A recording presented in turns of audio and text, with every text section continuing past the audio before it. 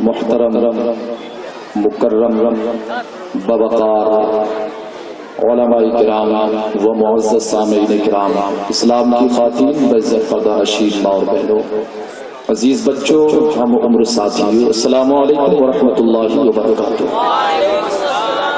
آپ حضرات تھوڑا کرم فرمائیں، درود شریف پڑھتے ہوئے تھوڑا آگے تشریف لے آئیں، کیونکہ پیچھے جو ہے تھوڑی پریشانی ہے، تھوڑا زحمت فرمائیں آپ حضرات، آگے تشریف لے آئیں درود پاک پڑھتے ہوئے، تاکہ پیچھے آنے والے حضرات کو بھی جگہ مل جائے، دلوں میں گنجائش پیدا کریں، انشاءاللہ جگہ خود بخود ہو جائے گی۔ ہمارے معزز علماء کرام جو ہیں جو پیچھے بیٹھے ہیں، آپ آگے تشریف لے آئیں گے تو لوگ آپ کی زیارت سے جو ہے مشرف ہو جائیں گے، کیونکہ علماء کرام کے چہرے کی زیارت کرنا بھی عبادت ہے۔ الحمدللہ الحمدللہ وکفا والصلاة والسلام علی نبیہ ورسولہ المصطفى وعلى آلہ واصحابہ البررة التقى، اما بعد فاعوذ باللہ من الشیطان الرجیم، بسم اللہ الرحمن الرحیم، كما قال الله تبارك وتعالى في القرآن المجيد باللسان النبي الأمين الكريم القسيم النعيم الحليم العظيم، عليه أفضل الصلاة والتسليم،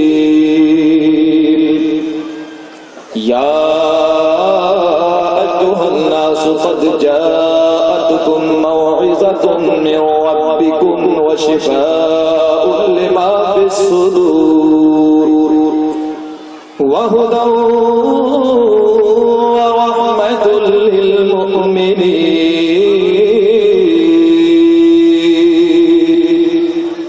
قل بفضل الله وبرحمته فبذلك فليفرحوا هو خير مما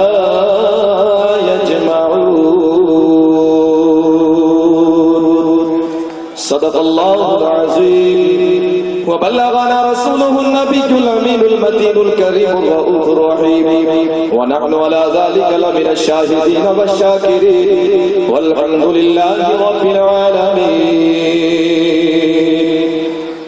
غوث اعظم بمن بے سر و ساما مدد، قبلہ دی مدد، کعبہ ایمان مدد، قادری امنارے یا غوث اعظم سنم نم نم نم دم سے شیخ احمد رضا خان قطب عالم سنم کی شفاعت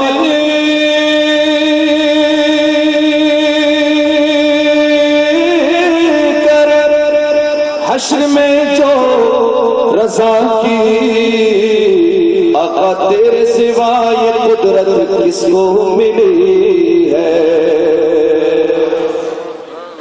آئیے حضرات خلوص و محبت کے ساتھ آنو جہاں کے داتا و آقا مدنی تاجدار کون عالم کے مالک و مختار سید ابرار و اخیار مصطفیٰ جان رحمت شمع بزم ہدایت نو شہی بزم جنت گلے باب رسالت عرش کی زیب و زینت فرش کی قیب و لزہت جن کی شان، انا اعطیناک الکوثر، جناب محمد رسول اللہ صلی اللہ علیہ وسلم کی بارگاہ بے کس پناہ میں بآواز بلند جھوم جھوم کر درود پاک پڑھیں، پڑھی اللہ صلی علی سیدنا و مولانا محمد وعلی آل سیدنا و مولانا محمد وبارک وسلم، صلاۃ و سلام علیک یا رسول اللہ صلی اللہ تعالی علیہ وسلم۔ اس طرح مری ہوئی آواز میں نہیں، ہم وہ ہیں جس کا نبی زندہ ہے، تو اس طرح اتنی دبی ہوئی آواز میں نہیں۔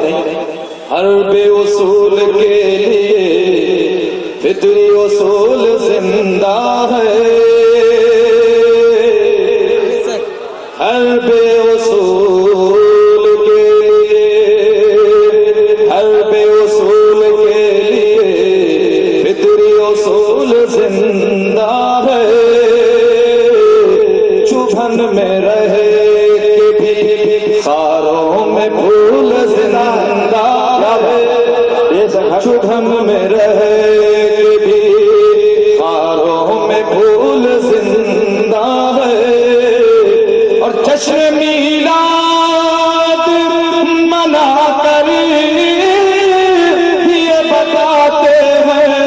زمانے بھر کو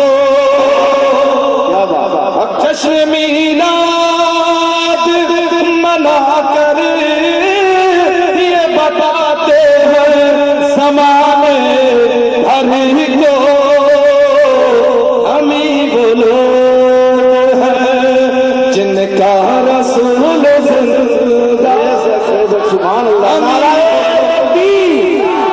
نعرہ رسالت جشن عید میلاد النبی ہمیں وہ لوگ ہیں جن کا رسول زندہ ہے اعلیٰ حضرت فرماتے ہیں تو زندہ ہے واللہ تو زندہ ہے واللہ تو زندہ ہے واللہ تو زندہ ہے واللہ میرے چشم عالم سے چھپ جانے والے ہمیں وہ لوگ ہیں جن کا رسول زندہ ہے ہمیں وہ لوگ سبحان اللہ تو ہم زندہ نبی کے ماننے والے ہیں تو زندہ دلی کے ساتھ پڑھیں اللہم صلی اللہ علیہ سیدنا مولانا محمد وعلی آل سیدنا و مولانا محمد وبارک وسلم صلاۃ و سلام علیک یا رسول اللہ صلی اللہ تعالی علیہ وسلم حضرات آئیے کچھ عرض کرنے سے پہلے چند اشعار نعت پاک کی ملاحظہ کر لیں ہاتھ اٹھا کر سب یا رسول اللہ کہیں یا رسول اللہ فرمائش ہے اس کے چند اشعار ملاحظہ کریں کہ پردے میں لیکن سب پہ نظر ہے پردے میں لیکن سب پہ نظر ہے اللہ ہی جانے کون بشر ہے پردے میں لیکن سب پہ نظر ہے اللہ ہی جانے کون بشر ہے انگلی اٹھی تو ٹکڑے کمر ہے انگلی اٹھی تو ٹکڑے کمر ہے اللہ ہی جانے کون انگلی اٹھی تو ٹکڑے کمر ہے اور سجدہ بتوں سے بھی کروائے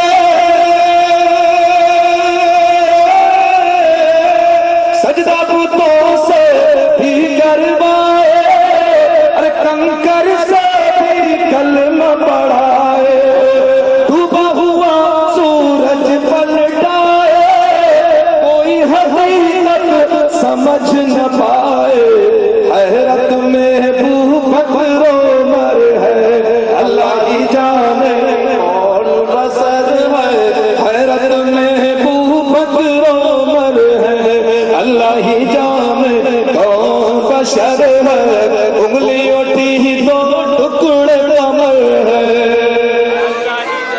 اور خوشبو انہی کا ہے کر ان کا اور جنت ان کی کوثر ان کا خالق کل ہے دلبر ان کا پھر بھی دیکھو تو در ان کا آنکھ میں آنسو سجدے میں سر ہے آنکھ میں آنسو سجدے میں سر ہے اللہ ہی جانے کون بشر ہے انگلی اٹھی تو ٹکڑے کمر ہے اللہ ہی جانے کون بشر ہے پردے میں لیکن سب پہ نظر ہے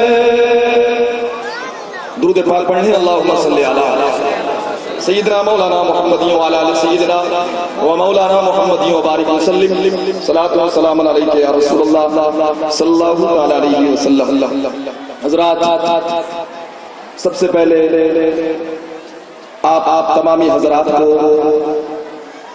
میں اپنی ماں بہنوں سے گزارش کروں گا کہ اپنی آواز کو بالکل بند کر لیں نہایت سکون کے ساتھ بیٹھیں آواز بالکل بند کر لیں جس طرح عورت کا جسم پردہ ہے اسی طرح عورت کی آواز بھی پردہ ہے تو اپنی آواز مہربانی فرما کر بالکل بند کر لیں تو سب سے پہلے آپ تمامی حضرات کو میلاد النبی صلی اللہ تعالی علیہ وسلم کی مبارکباد دیتا ہوں کہ اللہ تبارک و تعالی اپنے حبیب کے صدقے میں آپ کے جان و مال کی حفاظت فرمائے حضرات میرے پاس کچھ سوالات آئے ہوئے ہیں انشاءاللہ میں نے جس موضوع کا انتخاب کیا ہے اس موضوع کے اندر میں یہ تمام سوالات کے جواب آپ تک انشاءاللہ پہنچانے کی کوشش کروں گا. آپ سوالات سن لیں اور ذہن میں ان کو محفوظ کریں اور اس کے بعد جو ہے میں تقریر شروع کرتا ہوں.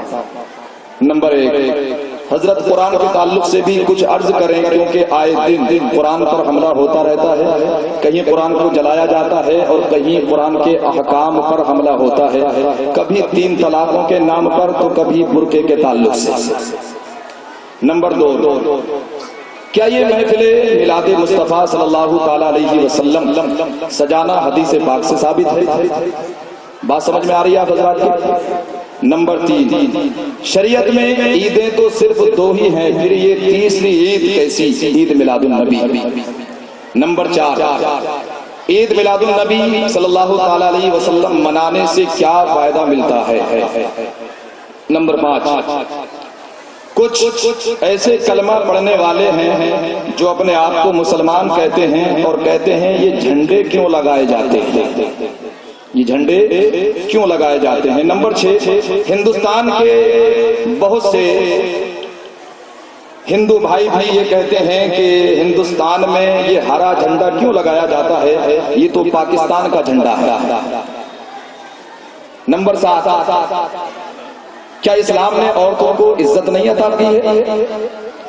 کیا عورتوں کو اسلام نے سمان عطا نہیں کیا ہے؟ نمبر 8، ابھی یہ سوال اسٹیج پر پہنچنے کے بعد میرے پاس آیا اعتراض کہ آج لوگوں کو گمراہ کیا جاتا ہے کہ اس دن تو حضور علیہ الصلوۃ والسلام کا وصال ہوا، تو یہ خوشی کیوں منائی جاتی ہے؟ ٹھیک ہے، تو سوالات آپ کے سمجھ میں آ گئے. اب میں اپنے گفتگو کا آغاز کرتا ہوں. جھوم کر درود پاک پڑھیں. اللہم صلی علی سیدنا و مولانا محمد وعلی آل سیدنا و مولانا محمد وبارک وسلم. صلاۃ و سلام علیک یا رسول اللہ صلی اللہ تعالی علیہ وسلم. نثار تیری چہل پہل پر ہزاروں عیدیں ربیع الاول، نثار تیری چہل پہل پر ہزاروں عیدیں ربیع الاول، سوائے ابلیس کے جہاں میں سبھی تو خوشیاں منا رہے ہیں. اور مٹ گئے مٹتے ہیں مٹ جائیں گے آدھا تیرے، آدھا کہتے ہیں دشمن کو، مٹ گئے مٹتے ہیں مٹ جائیں گے آدھا تیرے، نہ مٹا ہے نہ مٹے گا کبھی چرچا تیرا. اور خاک ہو جائے عدو جل کر مگر ہم تو رضا، خاک ہو جائے عدو جل کر مگر ہم تو رضا، دم میں جب تک دم ہے ذکر ان کا سناتے جائیں گے، دم میں جب تک دم ہے ذکر ان کا سناتے جائیں گے. اور رسول پاک کا عالم میں گر جلوہ نہیں ہوتا، رسول پاک کا عالم میں گر جلوہ نہیں ہوتا، زمین پیدا نہیں ہوتی فلک پیدا نہیں ہوتا.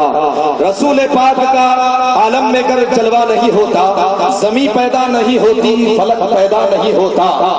اور نجات سنیت پر اور کتنی آفتیں آتی، بریلی میں اگر امام احمد رضا پیدا نہیں ہوتا، بریلی میں اگر امام احمد رضا پیدا نہیں ہوتا.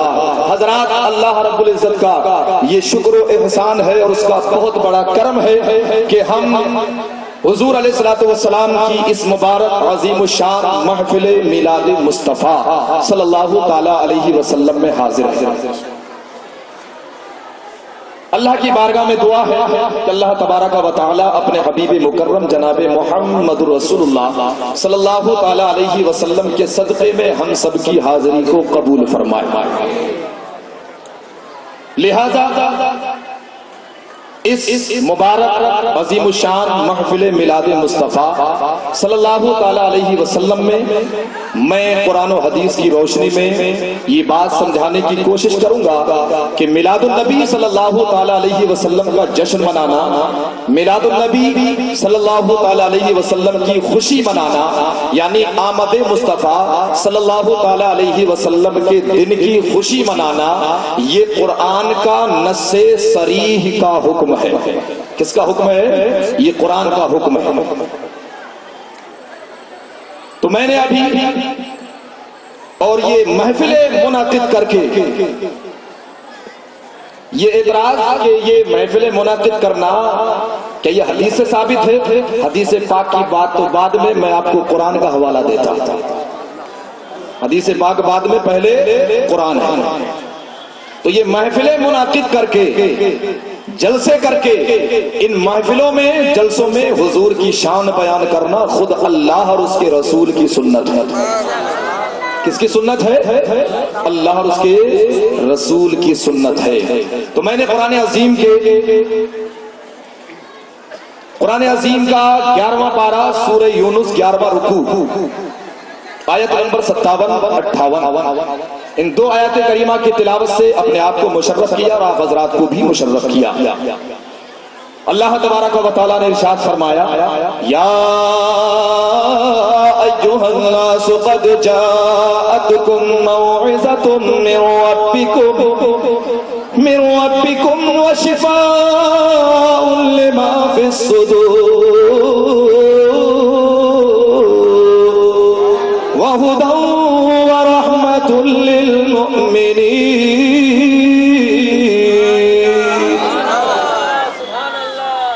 میرا رب فرماتا ہے اے لوگوں تمہارے پاس اللہ کی طرف سے نصیحت آئی، اے لوگوں تمہارے پاس اللہ کی طرف سے نصیحت آئی اور دلوں کی صحت اور ہدایت اور رحمت ایمان والوں کے لیے۔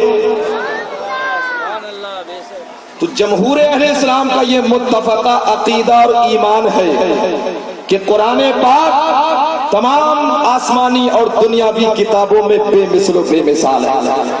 قرآن پاک تمام آسمانی اور دنیاوی کتابوں میں لاجواب کتاب ہے، اور یہ قرآن پاک تمام آسمانی اور دنیاوی کتابوں میں اس لیے بے مثل و بے مثال نہیں ہے کہ یہ کلام الہی ہے، اس لیے بے نظیر نہیں ہے کہ یہ کلام الہی ہے، اس لیے لاجواب نہیں ہے کہ یہ کلام الہی ہے۔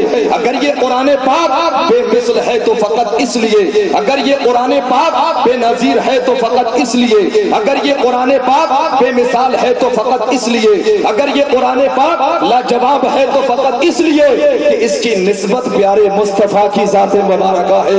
اگر یہ قرآن پاک اس لیے بے مثال ہوتا کہ یہ کلام الہی ہے، اگر یہ قرآن پاک اس لیے بے نظیر ہوتا کہ یہ کلام الہی ہے، اگر یہ قرآن پاک اس لیے لاجواب ہوتا کہ یہ کلام الہی ہے، تو توریت بھی کلام الہی ہے، انجیل بھی کلام الہی ہے، زبور بھی کلام الہی ہے۔ مگر جس کتاب کے مثل لانے کے لیے کفار کو چیلنج کیا گیا، نہ تو وہ انجیل کے لیے کیا، نہ وہ زبور کے لیے کیا، نہ وہ توریت کے لیے کیا۔ اسی طرح جب اللہ کے پیارے حبیب جناب محمد رسول اللہ صلی اللہ تعالی علیہ وسلم نے انگلی کے اشارے سے چاند کے 2 ٹکڑے کیے تو رب کائنات نے کفار مکہ سے یہ نہیں فرمایا کہ تم بھی انگلی کے اشارے سے چاند کے 2 ٹکڑے کر کے دکھاؤ۔ اسی طرح جب اللہ کے پیارے حبیب نے مولا علی کے لیے ڈوبے ہوئے سورج کو پلٹایا تو رب کائنات نے کفار مکہ سے یہ نہیں فرمایا کہ تم بھی ہاتھ کے اشارے سے ڈوبے ہوئے سورج کو پلٹا کر دکھاؤ۔ جب اللہ کے پیارے حبیب نے پتھروں کو پانی پر تیرایا تو رب کائنات نے کفار مکہ سے یہ نہیں فرمایا کہ تم بھی پتھروں کو پانی پر تیرا کر دکھاؤ۔ جب اللہ کے پیارے حبیب نے کنکروں اور پتھروں سے کلمہ پڑھوایا تو رب کائنات نے کفار مکہ سے یہ نہیں فرمایا کہ تم بھی کنکر اور پتھروں کو بلوا کر دکھاؤ۔ جب اللہ کے پیارے حبیب نے درختوں کو بلایا اور میرے نبی کے بلانے پر درخت حاضر ہو گئے تو رب کائنات نے کفار مکہ سے یہ نہیں فرمایا کہ تم بھی درختوں کو بلا کر دکھاؤ۔ جب اللہ کے پیارے حبیب نے اپنی انگلیوں کے کھائیوں سے پانی کے چشمے جاری کیے تو رب کائنات نے کفار مکہ سے یہ نہیں فرمایا کہ تم بھی اپنی انگلیوں کی کھائیوں سے پانی کے چشمے جاری کر کے دکھاؤ۔ مگر جب اللہ کے پیارے حبیب نے، آپ کے نبی نے، کائنات کے نبی نے قرآن پڑھنا شروع کیا، جب قرآن پڑھنا شروع کیا تو کفار مکہ نے انکار کر دیا، یہ قرآن اللہ کا کلام نہیں ہے، یہ قرآن اللہ کا کلام نہیں ہے۔ بس کفار مکہ نے قرآن کا انکار کیا کہ یہ قرآن اللہ کا کلام نہیں ہے، ادھر انکار کرنا تھا کہ میرے رب نے اپنا کلام بھیج دیا۔ اے میرے حبیب، کیا یہ کفار مکہ یہ کہتے ہیں کہ یہ قرآن اللہ کا کلام نہیں ہے بلکہ تو اپنی طرف سے بنا لایا ہے؟ تو اے میرے حبیب اب انہیں چیلنج کر دو۔ کیا چیلنج کر دو؟ کیا اعلان کر دو؟ اٹھائیں قرآن عظیم کا 15واں پارہ سورہ بنی اسرائیل 10واں رکوع آیت نمبر 88۔ قل ان اجتمعت الانس والجن علی ان یأتوا بمثل هذا القرآن لا یأتون بمثلہ ولو کان بعضهم لبعض محمد ظہیرا۔ اے میرے حبیب اعلان فرما دو کہ ساری دنیا کے سارے انسان اور سارے جنات مل کر کوشش کرے، سارے انسان اور سارے جنات مل کر کوشش کرے کہ ایسا قرآن لے آئے تو اے میرے حبیب اس کے مثل ہرگز قرآن نہیں لا سکیں گے۔ اس آیت کریمہ میں تو پورے قرآن کی مثل لانے کے لیے چیلنج کیا گیا، لیکن اور آگے بڑھے قرآن عظیم کا 12واں پارہ سورہ ہود دوسرا رکوع آیت نمبر 13۔ ہم یقولون افتراہ قل فاتوا بعشر سور مثلہ مفتریات وادعوا من استطعتم من دون اللہ ان کنتم صادقین۔ اور محبت سے اے میرے حبیب کیا یہ کفار مکہ آپ کے بارے میں یہ کہتے ہیں کہ یہ قرآن انہوں نے اپنی طرف سے بنا لیا ہے؟ تو اے میرے حبیب آپ فرما دیں کہ اگر یہ قرآن میں اپنی طرف سے بنا لایا ہو تو تم ایسی بنائی ہوئی 10 ہی صورتیں لے آؤ، تم ایسی بنائی ہوئی 10 ہی صورتیں لے آؤ، اور اللہ کے سوا تمہیں جو مل سکے جو تمہاری مدد کر سکے سب کو بلا لو اگر تم سچے ہو۔ اس آیت کریمہ میں تو صرف 10 ہی صورتوں کے مثل لانے کے لیے کفار مکہ کو چیلنج کیا گیا، مگر نہیں لا سکے۔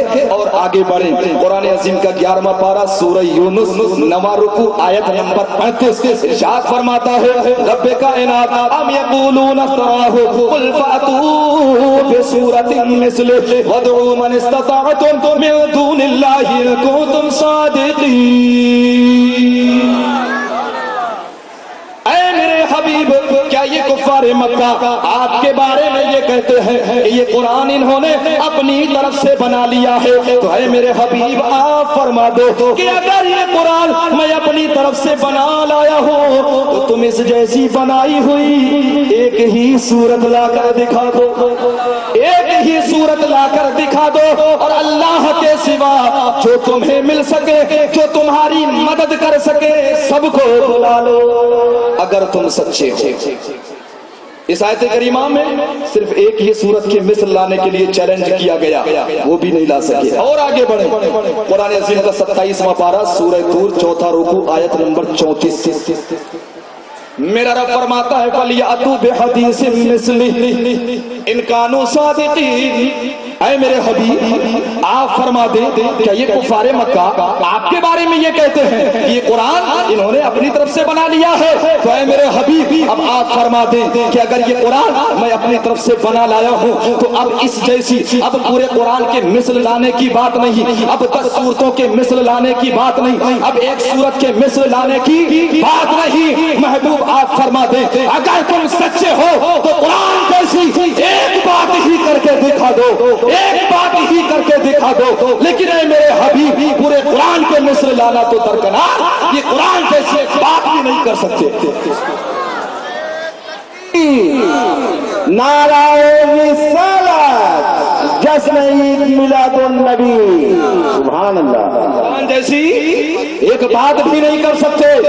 حضرات قرآن عظیم کی ان آیات مقدسات کو پڑھنے کے بعد، قرآن عظیم کی ان تصریحات پر غور کرنے کے بعد کیا یہ حقیقت واضح نہیں ہو جاتی کہ آج سے تقریباً 1450 برس پہلے کوہ صفا کی چوٹی پر کھڑے ہو کر شہنشاہ عرب و عجم تاجدار کائنات اللہ کے پیارے حبیب جناب محمد رسول اللہ صلی اللہ تعالی علیہ وسلم نے اعلان عام کیا تھا کہ دنیا کا کوئی بھی انسان اس قرآن کے مثل پیش کرے، اس قرآن کی طرح پیش کرے، اس قرآن کے مثل پیش کرے، مگر ان 14 صدیوں کا ایک ایک دن نہیں بلکہ ایک ایک لمحہ گزر گیا ہے، مگر آج تک اس چیلنج کو قبول کرنے والا کوئی مائی کلال پیدا ہی نہیں ہوا ہے۔ اور پھر یہ اعلان اس وقت کیا تھا جب کہ سرزمین عرب کے قبیلے کے اندر فصیح اللسان شاعر اور آتش بیان خطیب موجود تھے، اور یہ بھی حقیقت ہے کہ کفار مکہ نے اسلام اور پیغمبر اسلام کی تکذیب کے لیے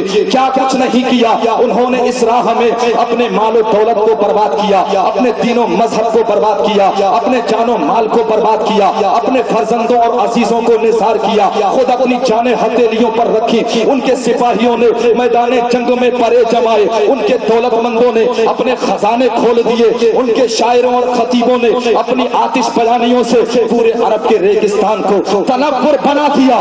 انہوں نے یہ سب کچھ کیا مگر قرآن کے مثل پیش نہیں کر سکے. کر بھی کیسے سکتے تھے؟ اس لیے کہ اس قرآن کا ایک ایک لفظ نہیں بلکہ ایک ایک حرف زبان مصطفیٰ سے نکل کر ایسا بے مثل و بے مثال ہوا, ایسا بے مثل و بے مثال ہوا کہ اس کی مثال پیش کرنے والا آج تک کوئی مائی کلام پیدا ہی نہیں. وہ نبی جس کی زبان مبارکہ سے نکل کر کلام الہی بے مثال ہو جائے, وہ نبی جس کی زبان مبارکہ سے نکل کر کلام الہی لاجواب ہو جائے, تو کیا وہ نبی ہماری طرح ہو سکتا ہے؟ ارے قرآن پاک کو بے مثل و بے مثال بنانے میں اور یہ اعلان کرانے میں کہ قرآن کے مثل پیش کرو, یہ ثابت کرنا تھا کہ جب یہ قرآن تمام آسمانی اور غیر آسمانی کتابوں میں بے مثل و بے مثال ہے تو ماننا پڑے گا جس نبی پر قرآن نازل ہوا وہ بھی بے مثل و بے مثال ہے. جب یہ قرآن پاک تمام آسمانی اور دنیاوی کتابوں میں لاجواب کتاب ہے تو ماننا پڑے گا جس نبی پر قرآن نازل ہوا وہ بھی لاجواب ہے, وہ بھی لاجواب ہے. تو گویا کہ یہ قرآن کا بہانہ تھا, حقیقت میں شان مصطفیٰ کا نشانہ.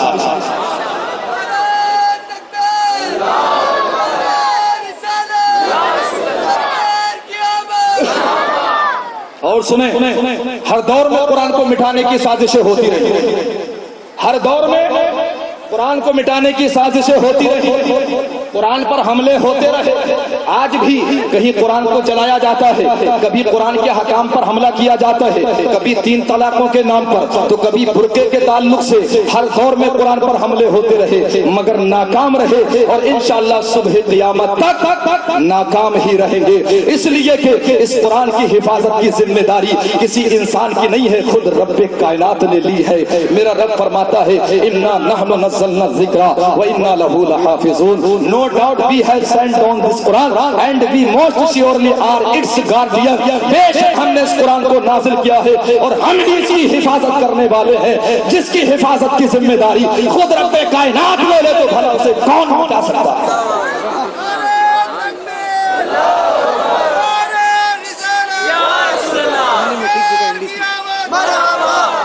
حضرات اس قرآن میں 30 پارے ہیں, ان 30 پاروں کے اندر 114 صورتیں ہیں. ان 114 صورتوں میں 540 رکوع ہیں. ان 540 رکوعوں میں 6666 آیتیں ہیں. ان 6666 آیتوں میں 3,21,267 حروف ہیں. تو اس قرآن کا ایک ایک حرف ہر 14.5 صدیوں سے جی رہا ہے. یہ قرآن تلواروں کے چھاؤں سے گزر کر آ گیا, یہ قرآن نیزوں کی برسات سے گزر کر آ گیا, یہ قرآن اسپن کی وادیوں سے گزر کر آ گیا, یہ قرآن بھارت کی تاریکی میں وادی ظلمات سے گزر کر آ گیا.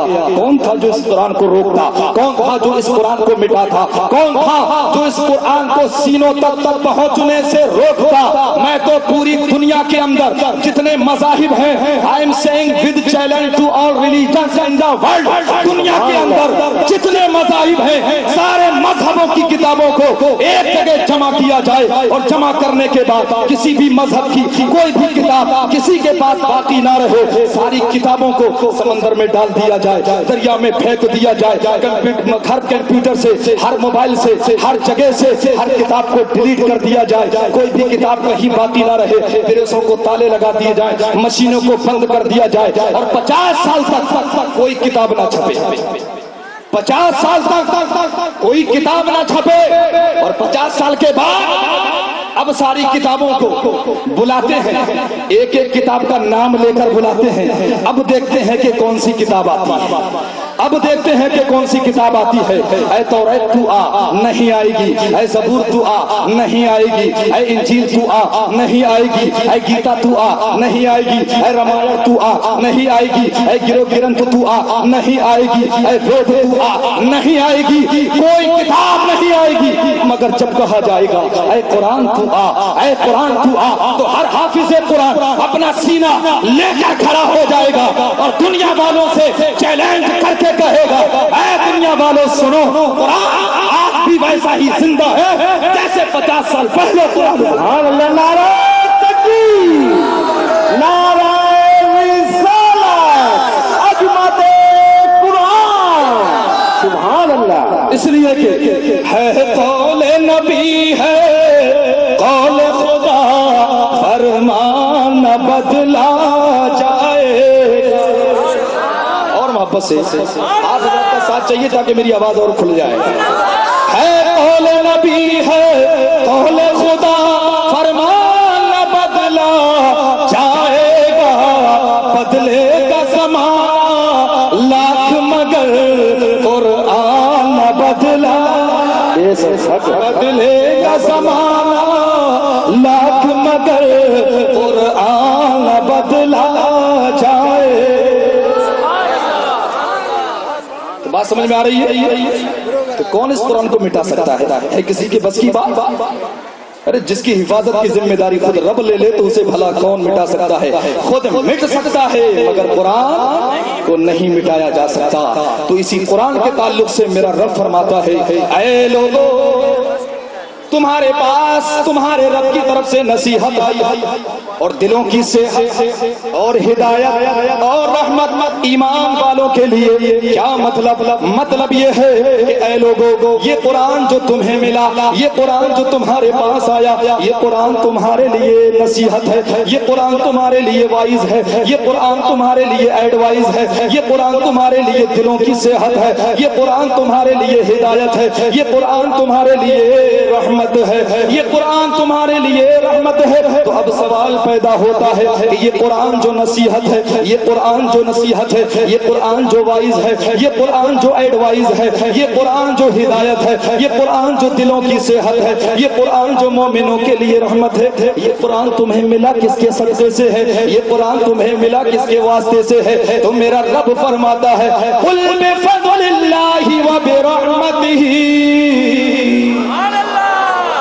میرا رب فرماتا ہے اے میرے حبیب آپ فرما دے کہ یہ قرآن تمہیں خود اللہ کے فضل اور اس کی رحمت کے صدقے سے تمہیں ملا ہے. یہ قرآن تمہیں خود اللہ کے فضل اور اس کی رحمت کے صدقے سے ملا ہے. اب دوسرا سوال یہ پیدا ہوتا ہے کہ اللہ کا فضل کیا ہے؟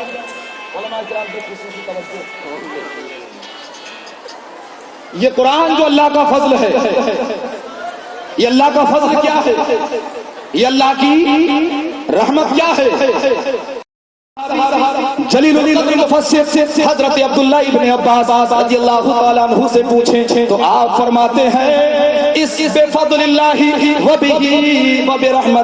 وبرحمتہ کی تفسیر میں کہ فضل خدا سے مراد بھی مصطفیٰ کی ذات مبارکہ ہے اور رحمت خدا سے مراد بھی مصطفیٰ کی ذات مبارکہ. فضل خدا سے مراد بھی مصطفیٰ کی ذات مبارکہ ہے, رحمت خدا سے مراد بھی مصطفیٰ کی ذات مبارکہ ہے. تو فضل خدا سے مراد حضور کی ذات ہے. اس کی تائید میں اٹھائیں قرآن عظیم کا 28واں پارہ سورہ جمعہ آیت نمبر 2, 3, 4. والذی بعث فی الأميين رسولا منهم يتلو عليهم آیاته ويزكيهم ويعلمهم الكتاب والحکمة وإن كانوا من قبل لفی ضلال مبین. وہی ہے جس نے ان پڑھوں میں انہی میں سے ایک رسول بھیجا کہ ان پر اس کی آیتیں پڑھتے ہیں, انہیں پاک و صاف کرتے ہیں, انہیں کتاب و حکمت کا علم عطا فرماتے ہیں, اور بے شک وہ اس سے پہلے ضرور کھلی گمراہی کے اندر تھے. تو ان پڑھوں میں انہی میں سے ایک رسول کا آنا، ان پڑھوں میں انہی میں سے ایک رسول کا آنا۔ وہ رسول کون ہے؟ وہ ہمارے پیارے آقا جناب محمد رسول اللہ صلی اللہ تعالی علیہ وسلم کی ذات مبارکہ ہے۔ تو یوں کہیے کہ پیارے آقا جناب محمد رسول اللہ صلی اللہ تعالی علیہ وسلم کا ان پڑھوں میں آنا، ان پر اللہ کی آیتیں پڑھنا، انہیں پاک و صاف کرنا، انہیں کتاب و حکمت کا علم عطا فرمانا، انہیں جہنم کے راستے سے ہٹا کر کے جنت کے راستے پر ڈالنا، انہیں اندھیرے سے نکال کر روشنی عطا کرنا، انہیں گمراہی سے بچا کر کے ہدایت سے بہرہ یاب کرنا، عزت دینا، انہیں عظمت والا بنا دینا، یہ سب کچھ کیا ہے؟ تو بارگاہ خدا بندی سے جواب ملتا ہے سورہ جمعہ کی آیت نمبر 4، ذالک فضل اللہ یؤتیہ من یشاء، یہ اللہ کا فضل ہے جسے چاہتا ہے عطا فرما دیتا ہے۔ تو حضور کیا ہے؟ اللہ کا فضل ہے۔ حضور کیا ہے؟ اللہ کا فضل ہے۔ اور رحمت سے مراد بھی حضور کی ذات مبارکہ ہے۔ اس کی تائید میں اٹھائے قرآن عظیم کا 17واں پارہ سورہ انبیاء 7واں رکوع آیت نمبر 107، وَمَا أَرْسَلْنَاكَ إِلَّا رَحْمَةً لِّلْعَالَمِينَ۔ اے محبوب، ہم نے آپ کو ساری کائنات کے لیے رحمت بنا کر بھیجا۔ تو پتہ چلا فضل خدا سے مراد بھی مصطفیٰ کی ذات مبارکہ ہے، اور رحمت خدا سے مراد بھی مصطفیٰ کی ذات مبارکہ ہے۔ تو اللہ کا فضل بھی حضور ہے، اللہ کی رحمت بھی حضور ہے۔ تو اب آگے رب کائنات یوں ارشاد فرما رہا ہے، اے میلاد النبی کی خوشیاں منانے والوں، توجہ کے ساتھ سننا کہ آپ یہ جو کرتے ہیں یہ کیا کرتے ہیں، اس کا مقصد کیا ہے، اس کا انعام کیا ہے۔ میرے رب کا کلام سنیں، میرے رب کا قرآن سنیں کہ اے عید میلاد النبی منانے والوں، اے میرے محبوب کے آنے کی خوشی منانے والوں، سنو آگے رب کائنات یوں ارشاد فرما رہا ہے کہ یہ جو میرے محبوب کے وجود مسعود کی شکل میں تم پر اللہ کا فضل ہوا اور اللہ کی رحمت ہوئی، فبذالک، بس اللہ کے اس فضل کی وجہ سے، فبذالک، بس اللہ کے اس احسان کی وجہ سے، فبذالک، بس اللہ کے اس کرم کی وجہ سے کہ اللہ نے تمہاری طرف اپنے محبوب کو بھیج دیا۔ لقد من اللہ علی المؤمنین اذ بعث فیہم رسولا، اللہ نے مومنوں پر احسان کر دیا کہ اپنا محبوب رسول تم میں بھیج دیا۔ فبذالک، اس کرم کی وجہ سے کہ اس کا محبوب رسول تمہارے پاس آیا، اور اس کے آنے کے سبب سے تمہیں قرآن کی ہدایت بھی مل گئی، تمہیں نصیحت بھی مل گئی، تمہیں عزت ذلت سے عزت بھی مل گئی، تمہیں اندھیرے سے روشنی بھی مل گئی، تمہیں سب کچھ مل گیا۔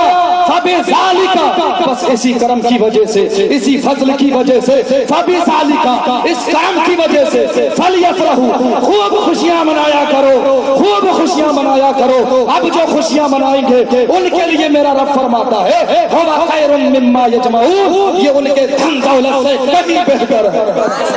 سبحان اللہ، نعرہ تکبیر، نعرہ رسالت، جشن عید میلاد النبی، سبحان اللہ۔ اور کریں اللہ نے فرمایا قرآن عظیم میں، اللہ کے فضل اور اس کی رحمت کی وجہ سے خوب خوشیاں مناؤ۔ تو اللہ کا فضل کیا ہے، اللہ کی رحمت کیا ہے؟ میرے حضور کون ہے؟ میرے حضور۔ تو میرا رب فرماتا ہے میرے محبوب کی آمد پر، مطلب یہ ہوا کہ میرے بندوں میرے محبوب کی آمد پر خوب خوشیاں منایا کرو، اور جو خوشیاں منائیں گے وہ خیر مما یجمعون، یہ ان کے سب دھن دولت سے کہیں بہتر ہے۔ اسی لیے ہم کہتے ہیں کہ مومنوں خوشیاں مناؤ، کملی والا سب مل کر کے پڑھنے تو کچھ میرا بھی حوصلہ بلند ہو۔ مومنوں خوشیاں مناؤ، کملی والا گیا، راہ پہ سلم گلگنا، راہ پہ سلم گلگنا، کملی والا گیا، مومنوں خوشیاں مناؤ، کملی والا گیا۔ یہ مومنوں کے لیے حکم ہے، ورنہ نثار تیری چہل پہل پر ہزاروں عیدیں ربیع الاول سوائے ابلیس کے جہاں میں سبھی تو خوشیاں منا رہے ہیں۔ اور یاد رکھیں یہ آیت کریمہ دو خوشیاں منانے پر نص ہے، ایک تو قرآن کے نزول کی خوشی منانا اور دوسری خوشی حضور کی ولادت کی منانا۔ دو خوشیاں منانے کے لیے یہ نص ہے، اور اس بات کو اچھی طرح ذہن میں محفوظ کر لیں کہ جب اللہ تعالیٰ کی نعمت کا نزول ہو، جب اللہ کی نعمت کا نزول ہو تو اس نعمت کے نزول کے دن خوشی منانے کا اللہ نے حکم دیا ہے۔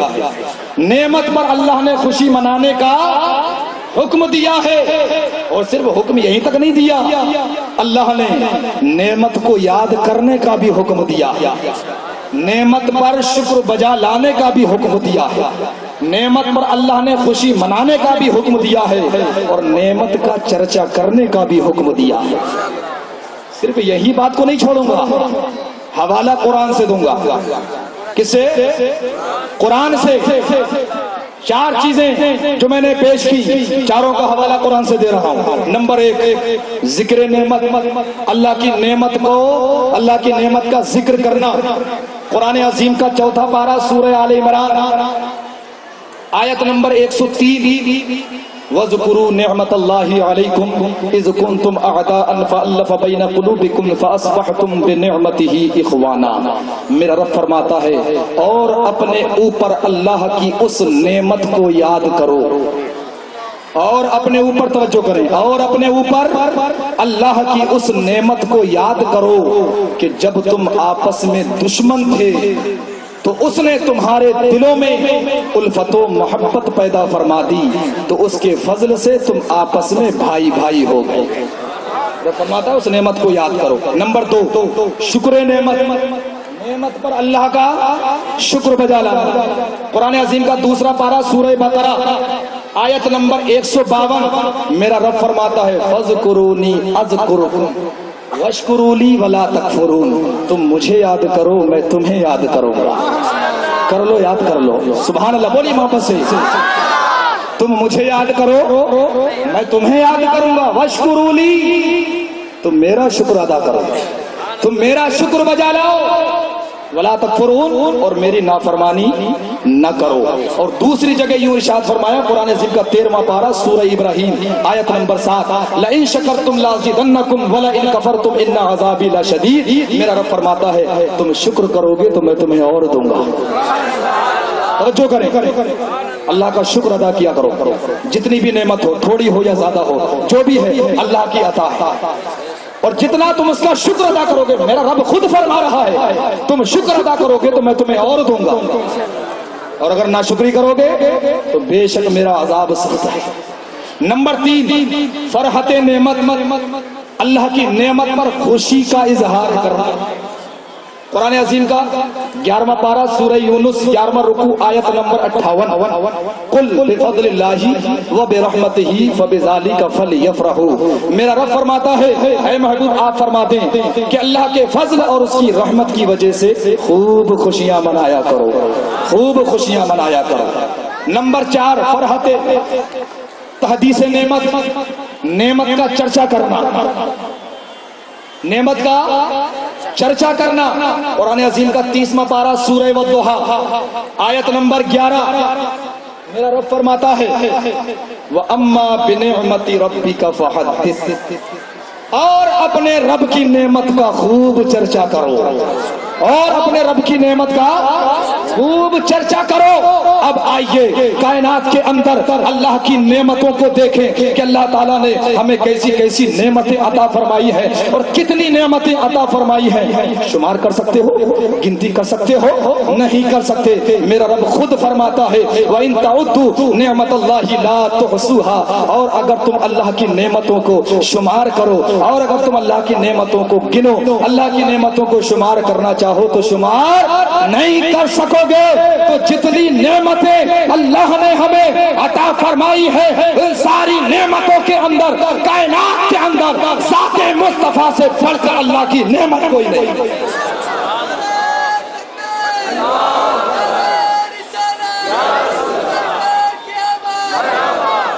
بولیے ہمارے لیے حضور سے بڑھ کر اللہ کی کوئی نعمت ہے؟ ہمارے لیے اللہ کی نعمت سے، حضور کی نعمت سے بڑھ کر کوئی نعمت ہے؟ کوئی نعمت نہیں ہے۔ تو ہم اس نعمت پر یعنی آمد مصطفیٰ صلی اللہ تعالی علیہ وسلم کے دن پر کیا کرتے ہیں؟ اللہ کی سب سے بڑی نعمت حضور کی ذات مبارکہ کا ذکر بھی کرتے ہیں، حضور کی ذات مبارکہ کا ذکر بھی کرتے ہیں، نعمت کا چرچا بھی کرتے ہیں، اور حضور کی ولادت پر اللہ کا شکر بھی بجا لاتے ہیں، اور حضور کی ولادت پر جشن کی شکل میں خوشیاں بھی مناتے ہیں۔ اور جب ہم خوشیاں مناتے ہیں تو کتنے لوگ ایسے ہیں جو جلتے ہیں۔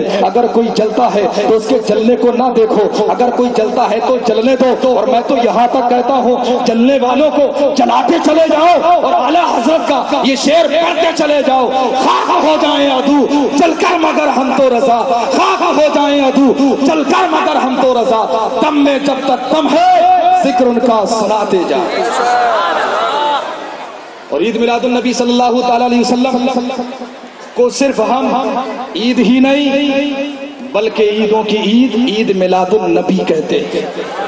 ایک سوال تھا کہ شریعت میں عیدیں تو دو ہی ہیں، یہ تیسری عید کہاں سے؟ تو ان بے علموں کی، کم علموں کی یہ بھی غلط فہمی ہے کہ شریعت میں دو ہی عیدیں ہیں۔ عید میلاد النبی کے علاوہ دو عیدوں کو بھول گئے، عید یوم جمعہ، جمعہ کا دن بھی عید کا دن ہے، عید یوم عرفہ 9 ذی الحجہ جسے یوم عرفہ کہتے ہیں، جس دن لاکھوں کی تعداد میں مسلمان میدان عرفات میں جمع ہوتے ہیں، وہ یوم عرفہ بھی ہمارا عید کا دن ہے۔ اب میں یہیں تک نہیں، حدیث کے حوالے سے پیش کر رہا ہوں، آپ کو معلوم ہے میں بغیر حوالے کے کوئی بات نہیں کرتا ہوں، اور الحمدللہ میں تو یہی ہوں، جب چاہے آ کر کے دیکھ لو، جتنے حوالے دوں گا، جس حوالے کو چاہے جب چاہے تب آ کر کے دیکھ لو اور سنیں۔ تو اللہ کی جب نعمت کا نزول ہو تو اللہ نے نعمت کے نزول کے دن خوشی منانے کا حکم دیا ہے، نعمت پر اللہ نے خوشی منانے کا حکم دیا ہے، اور نعمت کے نزول کے دن کو بطور عید منانا یہ حدیث پاک سے ثابت ہے۔ اور حضور ہمارے لیے اللہ کی سب سے بڑی نعمت ہے۔ بولیے حضور سے بڑھ کر اللہ کی کوئی نعمت ہے؟ بولیے ہے حضور سے بڑھ کر کوئی اللہ کی نعمت؟ تو آواز اتنی دبی ہوئی کیوں؟ حضور سے بڑھ کر اللہ کی کوئی نعمت ہے؟ نہیں ہے۔ اب حدیث سنیں، بخاری شریف، کیا کہا میں نے؟ اور بلند آواز سے، بخاری شریف جلد 2 کتاب التفسیر صفحہ نمبر 662 کی سطر نمبر 22 23 24 25 عن طارق بن شهاب قالت اليهود لعمر انكم تقرؤون آية لو نزلت فينا لاتخذناها عيدا فقال عمر اني لا اعلم حيث انزلت واين رسول الله صلى الله تعالى عليه وسلم حين انزلت يوم عرفة وانا والله بعرفة قال سفيان واشك كان يوم الجمعة ام لا اليوم اكملت لكم دينكم واتممت علیکم نعمتی ورضیت لکم الاسلام دینا۔ اور محبت سے مچل کے حدیث پاک کا ترجمہ ملاحظہ فرمائے، حدیث پاک کا ٹرانسلیشن ملاحظہ فرمائے۔ حضرت طارق بن شہاب رضی اللہ تعالیٰ عنہ سے روایت ہے، وہ فرماتے ہیں ایک یہودی نے حضرت عمر رضی اللہ تعالیٰ عنہ سے آ کر پوچھا کہ آپ یہ جو آیت پڑھتے ہیں، کون سی آیت؟ قرآن عظیم کا 6واں پارہ، سورہ مائدہ 5واں رکوع، آیت نمبر 3، الیوم اکملت لکم دینکم واتممت علیکم نعمتی ورضیت لکم الاسلام دینا۔ میرا رب فرماتا ہے کہ آج میں نے تمہارے لیے تمہارا دین کامل کر دیا، آج میں نے تمہارے لیے تمہارا دین کامل کر دیا اور تم پر اپنی نعمت پوری کر دی، اور میں نے تمہارے لیے اسلام کو دین پسند کیا۔ اسلام وہ دین ہے جو میرے رب کا پسندیدہ مذہب ہے۔ یہودی یہ آیت حضرت عمر کو پڑھ کر سناتا ہے، یہودی یہ آیت حضرت عمر کو پڑھ کر سناتا ہے اور کہتا ہے یہ آیت اگر ہم پہ نازل ہوئی ہوتی رب نے جو فرمایا کہ آج میں نے تمہارا دین تمہارے لیے مکمل کر دیا، تم پر اپنی نعمت پوری کر دی، اور تمہارے لیے میں نے اسلام کو دین پسند کیا۔ یہودی کہتا ہے کاش یہ آیت اگر ہم پر نازل ہوتی تو ہم اس دن یعنی اس آیت کے نزول کے دن عید منایا کرتے، اس آیت کے نزول کے دن عید منایا کرتے۔ اس کے مطلب یہ تھا کہنے کا کہ تم تو اس دن کچھ نہیں کرتے ہو، اس آیت کے نزول کے دن تم تو کچھ نہیں کرتے ہو، اگر ہم پر نازل ہو جاتی تو ہم اس آیت کے نزول کے دن کیا کرتے؟ عید منایا کرتے۔ اب حضرت عمر فاروق اعظم رضی اللہ تعالیٰ عنہ کا جواب سنیں، اے یہودی تیرا کیا مطلب ہے؟ کیا ہم اس آیت کے نزول کے دن عید نہیں مناتے؟ کیا ہم اس آیت کے نزول کے دن عید نہیں مناتے؟ انی لأعلم حیث انزلت وأین انزلت وأین رسول اللہ صلی اللہ تعالیٰ علیہ وسلم حین انزلت۔ حضرت عمر فاروق اعظم رضی اللہ تعالیٰ عنہ نے فرمایا میں خوب جانتا ہوں کہ یہ آیت کب نازل ہوئی ہے، میں خوب جانتا ہوں کہ یہ آیت کہاں نازل ہوئی ہے، مجھے خوب معلوم ہے کہ جب یہ آیت نازل ہوئی تو اس وقت حضور علیہ الصلوۃ والسلام کہاں رونق افروز تھے۔ یہ آیت میدان عرفات میں نازل ہوئی، یہ آیت میدان عرفات میں نازل ہوئی، اور خدا کی قسم وہ یوم عرفہ تھا، وہ عرفہ کا دن تھا۔ کیا مطلب؟ مطلب یہ ہے کہ حضرت عمر فاروق اعظم رضی اللہ تعالیٰ عنہ نے یہ نہیں فرمایا کہ اے یہودی کہ جس دن اللہ کی نعمت کا نزول ہو تو اس دن عید منانا، خوشی منانا ہمارے مذہب میں ناجائز و گناہ ہے، نہیں، بلکہ حضرت عمر فاروق اعظم رضی اللہ تعالیٰ عنہ فرماتے ہیں اے یہودی یہ آیت اگر تم پر نازل ہوتی تم تو ایک عید مناتے۔ توجہ کر، یہ آیت اگر تم پر نازل ہوتی تم تو ایک عید مناتے، تم تو ایک عید مناتے، اور ہم اس آیت کے نزول کے دن دو عیدیں منایا، دو عیدیں مناتے ہیں۔ جمعہ بھی ہمارا عید کا دن ہے، اور 9 ذی الحجہ جسے یوم عرفہ کہتے ہیں، اس دن لاکھوں کی تعداد میں مسلمان میدان عرفات میں جمع ہوتے ہیں۔ فرماتے ہیں خدا کی قسم وہ یوم عرفہ بھی ہمارا عید کا دن۔ کتب تفاسیر میں آتا ہے، مفسرین کرام فرماتے ہیں حضرت عمر کے جواب کا مطلب ہی یہ تھا کہ ہم نے اس دن کو عید بنا لیا۔ اچھا دوسری حدیث بھی سن لیں، سنا دوں؟ بات سمجھ میں آ رہی ہے؟ سب ہاتھ اٹھا کر کے بولیں۔ دوسری حدیث حوالہ نوٹ کریں جنہیں حوالے کی ضرورت ہو۔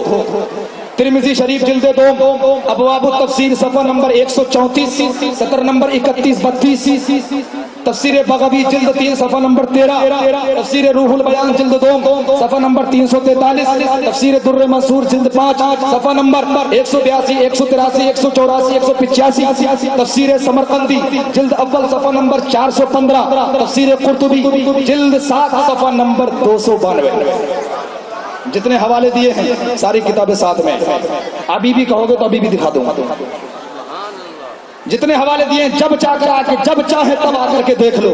اب حدیث سنیں، اور ابن عباس رضی اللہ تعالی عنہما انہ قرأ اليوم اکملت لکم دینکم فقال له یہودی لو نزلت هذه الآیة علینا لاتخذنا ذلك اليوم عیدا فقال ابن عباس رضی اللہ تعالی عنہما فإنها نزلت في يوم عیدین یوم الجمعة ویوم عرفہ۔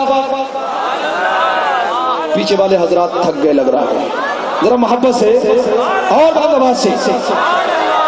حضرت عبداللہ ابن عباس رضی اللہ تعالیٰ عنہ سے مروی ہے، فرماتے ہیں جب انہوں نے یہ آیت کریمہ پڑھی، کون سی آیت؟ وہی آیت الیوم اکملت لکم دینکم واتممت علیکم نعمتی ورضیت لکم الاسلام دینا۔ توجہ ادھر کر لیں، میں حضور کی بات، میں تمام خواتین حضرات سے میری ماں اور بہنوں سے گزارش کروں گا کہ وہ تھوڑی تھوڑی آگے آتی رہیں۔ محمدی وعلی آل سیدنا مولانا محمدی وبارک وسلم، صلاۃ و سلام علیک یا رسول اللہ صلی اللہ تعالی علیہ وسلم۔ حدیث پاک کا ترجمہ سنیں۔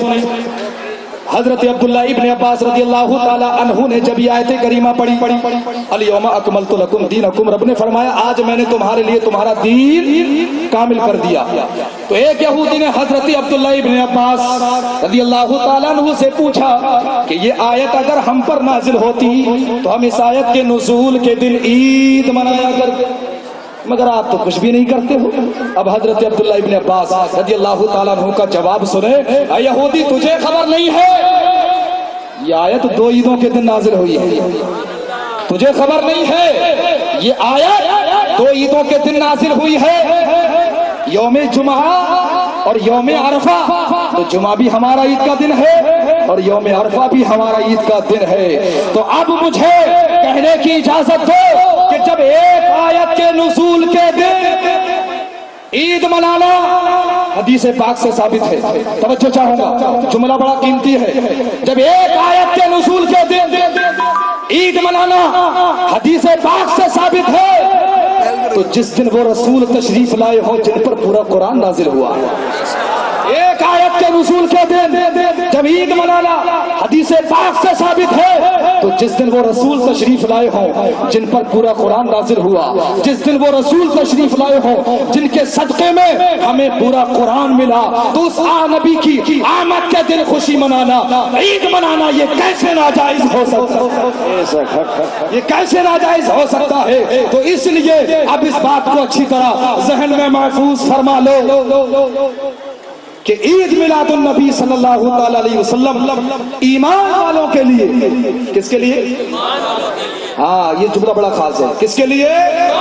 ایمان والوں کے لیے سب سے بڑی عید کا دن ہے، ایمان والوں کے لیے سب سے بڑی عید کا دن ہے، اور بے ایمانوں کے لیے کچھ بھی نہیں، بے ایمانوں کے لیے کچھ بھی نہیں، کیونکہ جتنی عیدیں ہیں، جتنی عیدیں ہیں، چاہے وہ عید الفطر ہو، چاہے وہ عید الاضحیٰ ہو، چاہے وہ عید یوم جمعہ ہو، چاہے وہ عید یوم عرفہ ہو، جتنی عیدیں ہیں یہ ساری عیدیں ہمیں عید میلاد النبی کے صدقے میں ملی ہیں۔ اسی لیے ہم کہتے ہیں نثار تیری چہل پہل پر ہزاروں عیدیں ربیع الاول، نثار تیری چہل پہل پر ہزاروں عیدیں ربیع الاول، سوائے ابلیس کے جہاں میں سبھی تو خوشیاں منا رہے ہیں۔ ایک اور سوال تھا کہ اس دن تو حضور علیہ الصلوۃ والسلام کا وصال مبارک ہوا، تو غم کا دن ہے، پھر خوشی کا اظہار کیوں؟ یہ جملہ بڑا خاص ہے، غور کرنے کی بات ہے۔ اس دن تو حضرات یہ کسی طرح سے بھی ثابت نہیں ہوتا ہے کہ حضور علیہ الصلوۃ والسلام کے وصال مبارک کا یہ دن ہے۔ اگر تفصیل میں جاؤں گا تو گفتگو چینج ہو جائے گی، موضوع بدل جائے گا، لیکن اس بات کو اچھی طرح ذہن میں رکھیں، اور کسی کے ذہن میں یہ سوال ہو تو میں کہیں جا نہیں رہا ہوں، جامع مسجد میں آ کر کے کبھی بھی مجھ سے آ کر کے پوچھ لیں، انشاءاللہ میں آپ کو کتابیں کھول کر کے دکھا دوں گا کہ یہ کسی بھی طرح سے ثابت نہیں ہے کہ 12 ربیع الاول شریف کو حضور کا وصال ہوا ہے۔ چلو فرض کر لو ہوا بھی ہے، فرض کر لو، توجہ، فرض کر لو اگر ہوا بھی ہے اس تاریخ کو وصال، تو ایک بات بتاؤ، ولادت پہلے ہے کہ وصال پہلے ہے؟ توجہ، زندگی پہلے، پیدائش پہلے ہے یا موت پہلے ہے؟ ولادت پہلے ہے یا وفات پہلے ہے؟ اب جب ولادت پہلے ہے تو ولادت کی تو خوشی منانے دو، توجہ، ارے جب ولادت پہلے ہے، جب بچہ پیدا ہوتا ہے کیا کرتے ہیں؟ خوشی مناتے ہیں، غم کا اظہار کرتے ہیں؟ بولیے کیا کرتے ہیں؟ آج تو کیک بھی کاٹا جاتا ہے، ہر سال کیک کاٹتے ہو، کبھی توجہ نہیں کری؟ تو وصال پہلے ہے یا ولادت؟ ولادت پہلے ہے یا وصال پہلے ہے؟ تو اب اگر کوئی کہے کہ یہ تو حضور کے وصال کا دن ہے، پہلے تو ہے ہی نہیں، اگر کوئی کہے کہ یہ وصال کا دن ہے تو پوچھو ولادت پہلے ہے کہ وفات پہلے ہے؟ تو ظاہر سی بات ہے تو کہے گا کہ ولادت پہلے ہے۔ اگر ولادت پہلے ہے تو ولادت کی تو خوشی منانے دو، اور رہی وفات کی بات تو ہم نے حضور کی وفات کو کیا مانا ہے؟ میرے نبی کی حدیث سنے، میرے نبی فرماتے ہیں حیاتی خیر لکم و موتی خیر لکم، میری زندگی بھی تمہارے لیے رحمت ہے، میرا وصال بھی تمہارے لیے رحمت ہے۔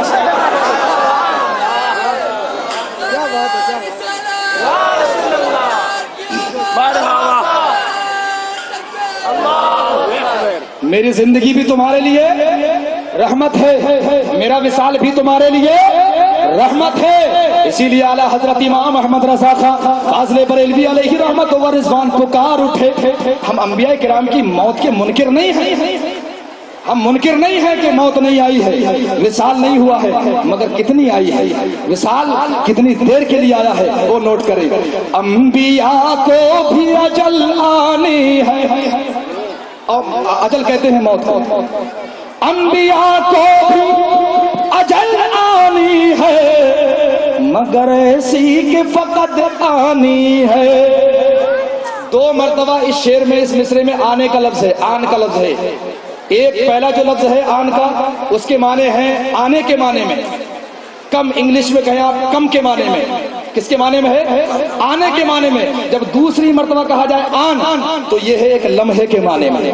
کہتے ہیں ایک آن میں ایسا کر دیا، ایک آن میں ایسا کر دیا، ایک لمحے میں ایسا کر دیا. تو ایک آنے کے معنی میں ہے اور ایک وقت کے معنی میں ہے. توجہ کریں. انبیاء کو بھی اجل آنی ہے، انبیاء کو بھی اجل آنی ہے مگر ایسی کہ فقط آنی ہے. اور پھر اسی آن کے بعد ان کی حیات مثل سابق وہی جسمانی. سبحان اللہ. پھر فرماتے ہیں تو زندہ ہے واللہ، تو زندہ ہے واللہ میرے چشم عالم سے چھپ جانے والے. اچھا اعلیٰ حضرت نے یہ کیوں فرمایا؟ کیا خود اپنی طرف سے فرما دیا؟ نہیں، حدیث پاک سناتا ہوں. حدیث پاک سنیں. ابن ماجہ شریف باب ذکر وفاتہ و دفنہ صلی اللہ تعالی علیہ وسلم صفحہ نمبر 119. مشکات شریف باب الجمعاتی الفصل الثالث صفحہ نمبر 121 کی سطر نمبر 3 4 5. عن ابي الدرداء رضي الله تعالى عنه قال قال رسول الله صلى الله تعالى عليه وسلم اكثر الصلاه علي يوم الجمعه فانه مشهود يشهده الملائكه وان احدا لم يصلي علي الا عرضت علي صلاته حتى يفرغ منها. قال قلت بعد الموت. قال ان الله حرم على الارض ان تاكل اجساد الانبياء فنبي الله حي يرزق. حدیث پڑھی ہے محبت سے اور مچل کر. اگر تھک گئے ہوں تو بتا دیں، گفتگو ختم کر دوں. اچھا پیچھے والے بھی تیار ہیں شاید. اچھا نہیں تیار ہے؟ ماشاءاللہ. آپ بلند آواز سے کہیں یا رسول اللہ. حدیث پاک کا ترجمہ سنیں. حضرت ابو درداء رضی اللہ تعالیٰ عنہ بیان فرماتے ہیں حضور نے فرمایا کہ جمعے کے دن مجھ پر کثرت سے درود پڑھا کرو. جمعے کے دن مجھ پر کثرت سے درود پڑھا کرو، اس لیے کہ اس دن رحمت کے فرشتوں کا نزول ہوتا ہے. اس دن رحمت کے فرشتوں کا نزول ہوتا ہے. اور ویسے تو بندہ جب کہیں بھی جہاں کہیں بھی مجھ پر درود پڑتا ہے تو اس کا درود مجھ پر پیش ہوتا رہتا ہے. محفل سجی ہوئی ہے، صحابہ کرام کا مجمع ہے. حضرت ابو درداء فرماتے میں کھڑا ہو گیا بھرے مجمع میں، میں کھڑا ہو گیا. یا رسول اللہ بعد الموت، آقا کیا آپ کے وصال مبارک کے بعد بھی؟ توجہ کرے. جب حضور نے فرمایا جمعے کے دن مجھ پر کثرت سے درود پڑھا کرو تو صحابی رسول فرماتے میں کھڑا ہو گیا بھرے مجمع میں نے عرض کی یا رسول اللہ کیا آپ کے وصال کے بعد بھی، دنیا سے پردہ فرمانے کے بعد بھی، دنیا سے رخصت ہونے کے بعد بھی؟ اس پر میرے نبی نے فرمایا ان اللہ حرم علی الارض ان تاکل اجساد الانبیاء فنبی اللہ حی یرزق. بے شک اللہ نے زمین پر حرام فرما دیا ہے کہ وہ نبیوں کے جسموں کو کھائے. اللہ کے نبی زندہ ہے، انہیں ان کی قبر میں رزق بھی دیا جاتا ہے. نعرہ تکبیر، نعرہ رسالت، فیضان مصطفیٰ. سبحان اللہ. بولیے جو یہ کہے کہ حضور کے وصال کا دن ہے، غم کا دن ہے، معاذ اللہ کتنے خبیث تو ایسے ہیں جو کہتے ہیں حضور مر کر مٹی میں مل گئے. ان کمبختوں کی کتابوں میں لکھا ہوا ہے. انشاءاللہ کبھی کسی موقع پر اس بات کا آپریشن کیا جائے گا. بہت سارے ایسے عقائد ہیں جو گمراہی آج نوجوانوں کے اندر پھیلائی جا رہی ہے. خدا کی قسم اگر ایسا کوئی شخص ہے تو لے آؤ اس کو پکڑ کر کے، حوالے چاہیے حوالے لے کر کے جاؤ. ایمان کو محفوظ رکھو، ایمان کو سلامت رکھو، کیونکہ مومن کے پاس ساری دولت یہی رہ جائے گی. اگر ساتھ جائے گی تو یہ ایمان ہی کی ایک دولت ہے جو ساتھ جائے گی. اس ایمان کی حفاظت کر لو. میرے نبی نے فرمایا قیامت کے قریب ایمان بچانا اتنا مشکل ہوگا کہ ہاتھ پر آگ کا انگارہ رکھنا آسان ہوگا، ایمان بچانا اس سے بھی زیادہ مشکل ہوگا. یہ گمراہ کرنے کی کوششیں کی جا رہی ہیں. اس طرح کا کوئی سوال کرے یہ حضور کے صدقے میں سب کچھ ملا ہے اور حضور کی آمد کے دل پر ایسی تانا کشی کرے، اس سے بڑا بے غیرت کون ہو سکتا ہے؟ بولیے اس سے بڑا کوئی بے غیرت بے ایمان ہو سکتا ہے؟ آج یہ دن آتا ہے تو دیکھیں دنیا کے اندر جو غیر مسلم حضرات ہیں وہ بھی اس دن کا ادب کرتے ہیں، وہ بھی اس دن کا ادب کرتے ہیں. اور یہ کلمہ پڑھ کر کے نبی کا صدقہ کھا کر کے یہ اعتراض کرتا ہے مٹ گئے مٹتے ہیں مٹ جائیں گے آدھا تیرے، مٹ گئے مٹ گئے ہیں مٹ جائیں گے آدھا تیرے، نہ مٹا ہے نہ مٹے گا کبھی چرچا تیرا۔ سبحان اللہ۔ حضرت ایک منٹ، یہ جو میں نے کمیٹیوں کے نام لیے تھے، مسلم وکاس کمیٹی محمد انڈیا کرو فیضان سن، علماء کرام کی زیارت کرتے رہیں۔ میرے نبی فرماتے ہیں علماء کے چہرے کی زیارت کرنا بھی عبادت ہے۔ حضرات اب سوال یہ پیدا ہوتا ہے، تو یہ بھی یاد رکھیں کہ ہم زندہ ہیں، ہمارا نبی زندہ، ہمارا قرآن زندہ، ہمارا مذہب اسلام زندہ۔ وہ کوئی اور ہوگا جس کا نبی مر گیا ہوگا، وہ کوئی اور ہوگا جس کا نبی مر گیا ہوگا، ہمارے نبی تو زندہ ہیں۔ یہ میرے خود نبی کا فرمان ہے، ہمارے نبی زندہ ہیں۔ مر گئے مردود جن کی فاتحہ نہ درو، وہ کوئی اور ہوگا، ہمارے نبی زندہ ہے۔ اب سوال یہ پیدا ہوتا ہے جو لوگ قرآن کے نزول کی خوشی منائیں اور اس حبیب کے آنے کے دن کی خوشی منائیں جن کے صدقے میں یہ قرآن انہیں ملا ہے، ان کے لیے اس میں انعام کیا ہے؟ خوشی منانے کا کوئی فائدہ تو ہونا چاہیے۔ شاید اگر آپ نے غور کیا ہو تو سب سے بڑی دلیل انعام کی میرے رب کا فرمان ہے، کیونکہ میرا رب فرماتا ہے ہوا خیر مما یجمعون، یہ ان کے سب دھن دولت سے کہیں بہتر ہے۔ تو جب رب فرما دے کہ سب، اب کس دلیل کی ضرورت ہے؟ اب کتنا بہتر ہے یہ کوئی نہیں جانتا ہے، یہ بس میرا رب ہی جانتا ہے کہ کتنا بہتر ہے۔ لیکن پھر بھی اگر حدیث چاہیے تو میں حدیث کا بھی حوالہ دیتا ہوں۔ تو یہ تو بعد میں بتاؤں گا کہ جو لوگ نزول قرآن کی خوشی منائیں اور آمد مصطفیٰ صلی اللہ تعالی علیہ وسلم کے دن کی خوشی منائیں ان کے لیے کیا انعام ہے۔ مگر اس سے پہلے یہ بات بتا دوں کہ مرنے کے بعد جسے کچھ نہیں ملنے کا تھا، مرنے کے بعد جسے کچھ نہیں ملنے کا تھا، کوئی حق نہیں تھا کہ مرنے کے بعد اسے کچھ ملے، اللہ نے حضور کی ولادت کی خوشی منانے میں اسے بھی اجر سے محروم نہیں رکھا، اسے بھی اجر سے محروم نہیں رکھا جس کا مرنے کے بعد کوئی حق نہیں تھا۔ تو حضرات پہلے تو ایک مسئلہ سن لیں،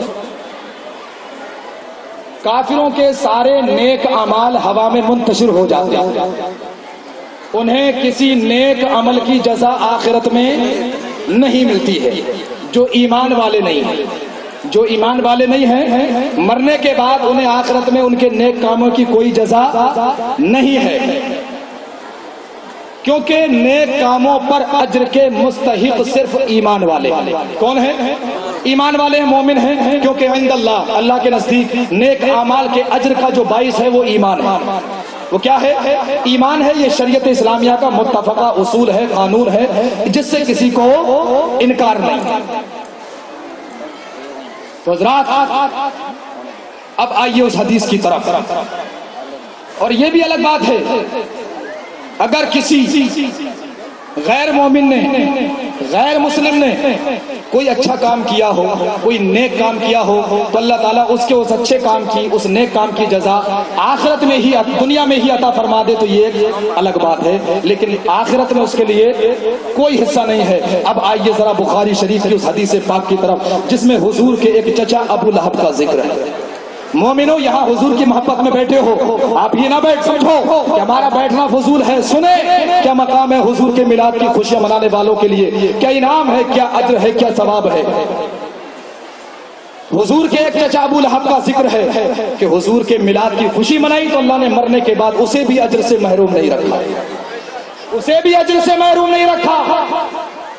حالانکہ ابو لہب اتنا بڑا بدبخت ہے، اتنا بڑا بدبخت ہے کہ اس کی مذمت میں اللہ نے قرآن میں ایک مکمل سورت نازل فرمائی۔ جب اللہ تعالیٰ نے اپنے محبوب کو اعلان نبوت کا حکم دیا اور رب کائنات کے پیارے حبیب نے کوہ صفا کی چوٹی پر جمع کر کے لوگوں کو توحید خدا بندی کا اور اپنے نبوت و رسالت کا اعلان کیا، تو اس وقت ابو لہب نے حضور علیہ الصلوۃ والسلام کی طرف ہاتھ کا اشارہ کر کے، ہاتھ اٹھا کر کے، ہاتھ کے اشارے سے، انگلی کے اشارے سے حضور سے کہا معاذ اللہ تم تباہ ہو جاؤ، تم نے اسی لیے ہمیں یہاں جمع کیا تھا۔ معاذ اللہ کہ تم اپنے خدا اور اپنی نبوت و رسالت کا اعلان کر سکو؟ ابو لہب کا یہ عمل کرنا تھا، ابو لہب کا یہ عمل کرنا تھا کہ غیرت خدا بندی کو جلال آیا، رب کو یہ کہاں گوارا کہ اس کے محبوب کی بارگاہ میں کوئی ہاتھ اٹھا کر کے بات کرے؟ ارے رب کو تو یہ بھی گوارا نہیں ہے کہ اس کے محبوب کی بارگاہ میں کوئی اونچی آواز سے بات کرے۔ ادھر ابو لہب کا ہاتھ اٹھا کر بات کرنا تھا، میرے رب نے ارشاد فرمایا اے ابو لہب تیری اتنی جرت، تیری اتنی ہمت کہ میرے حبیب کی بارگاہ میں تو ہاتھ اٹھا کر کے بات کرے؟ اے ابو لہب تبت یدا ابی لہب، اے ابو لہب تیرے دونوں ہاتھ ٹوٹ جائیں جن ہاتھوں کی انگلیاں میرے محبوب کی بے ادبی کے لیے اٹھیں، وہ تب اور وہ تباہ و برباد ہوا۔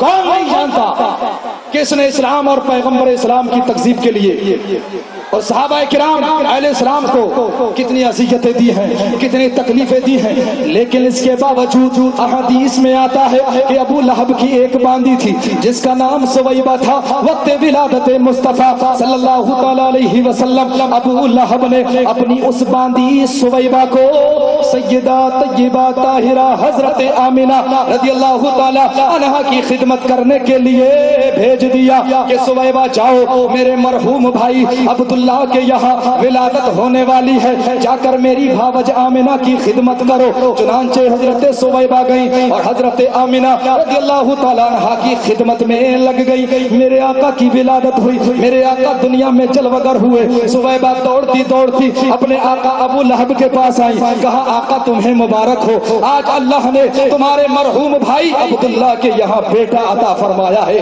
ابو لہب نے بھتیجے کی پیدائش کی خبر سنی، ابو لہب نے ابھی بھتیجے کو دیکھا بھی نہیں تھا، ابو لہب نے ابھی بھتیجے کو دیکھا نہیں ہے، بن دیکھے ابو لہب اتنا خوش ہوا، اتنا خوش ہوا کہ جس حالت میں بیٹھا ہوا تھا اسی حالت میں اپنی انگلی کا اشارہ کرتے ہوئے کہا سویبہ جا، میں نے بھتیجے کی خوشی میں، بھتیجے کی پیدائش کی خوشی میں تجھے آزاد کر دیا۔ اب اس کا انعام کیا ملا؟ بخاری شریف۔ کیا کہا؟ توجہ، اس حدیث پر خاص توجہ کیا کرو کیونکہ لوگوں کو سب سے پہلے بخاری شریف چاہیے۔ بیشق نبی جو پڑھتے پڑھاتے ہیں بخاری آتا ہے، بخار ان کو بخاری نہیں آتی۔ بخاری شریف جلد 2 کتاب النکاح صفحہ 764 کی سطر نمبر 16-17۔ ان عروة وسويبة مولاة لأبي لهب كان أبو لهب أعتقها فرضعت النبي صلى الله تعالى عليه وسلم فلما مات أبو لهب أريه بعض أهله بشر عيبة قال له ماذا لقيت؟ قال أبو لهب لم ألقى بعدكم غير أني سقيت في هذه بعتاقتي سويبة۔